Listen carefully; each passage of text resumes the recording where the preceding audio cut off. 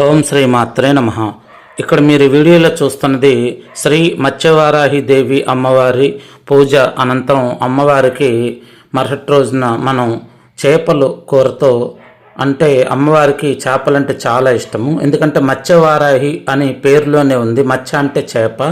మనకి ఒడిశా రాష్ట్రంలో పూరి పుణ్యక్షేత్రానికి 40 కిలోమీటర్ల దూరంలో, అలాగే కోనార్క్ నుంచి 40 కిలోమీటర్ల దూరంలో, భువనేశ్వర్ నుంచి 70 కిలోమీటర్ల దూరంలో ఒక ప్రత్యేకమైనటువంటి ఒక విలేజ్ లాగా ఒక లూప్ లైన్లో వెళ్ళాలి ఈ దేవాలయంకి.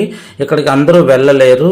అమ్మవారి అనుగ్రహం ఉన్నవాళ్ళు మాత్రం ఇక్కడికి వెళ్ళి దర్శించుకోగలుగుతారు.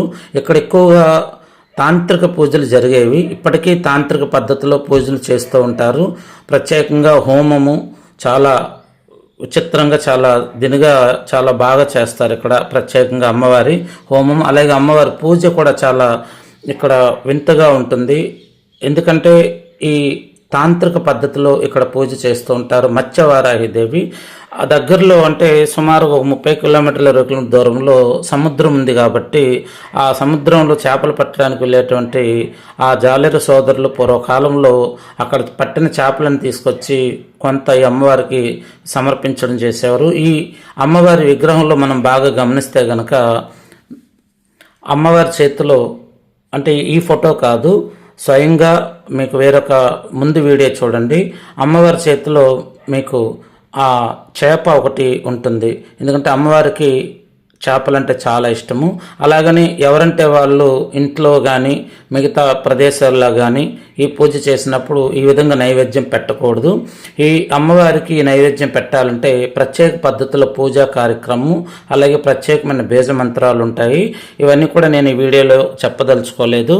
మీకు ఎవరికన్నా సరే నరదిష్టి, నరఘోష, అలాగే రియల్ ఎస్టేట్ వ్యాపారంలో అభివృద్ధి చెందాలన్నా, అలాగే రాజకీయాల్లో ఎదుగుదల, అలాగే మీ శత్రువుల నుంచి రక్షణ, అలాగే మీ సొంత ఇంటి కళ నెరవేరడము, అలాగే మీకు ఆయురారోగ్యాలు, అలాగే మీ యొక్క వ్యాపార సముదాయాలు అంటే స్కూల్స్, కాలేజీలు, హాస్టల్స్, షాపింగ్ మాల్స్ వంటి వ్యాపార సముదాయాలలో ఎవరికైనా నెగిటివ్ ఎనర్జీ ఉంది, వాస్తు దోషాలు ఉన్నాయి అని ఎవరన్నా అనుకుంటే గనక నన్ను సంప్రదించండి. ఎక్కడ గోడలు పడగొట్టకుండా, కూలగొట్టకుండా ప్రత్యేకమైన పద్ధతిలో వాస్తు దోష నివారణ పూజ మరియు శ్రీ దక్షిణామూర్తి, శ్రీ మత్స్యవారాహి దేవి ఈ పూజ చేయటం ద్వారా అక్కడ నెగిటివ్ ఎనర్జీని తొలగించవచ్చు.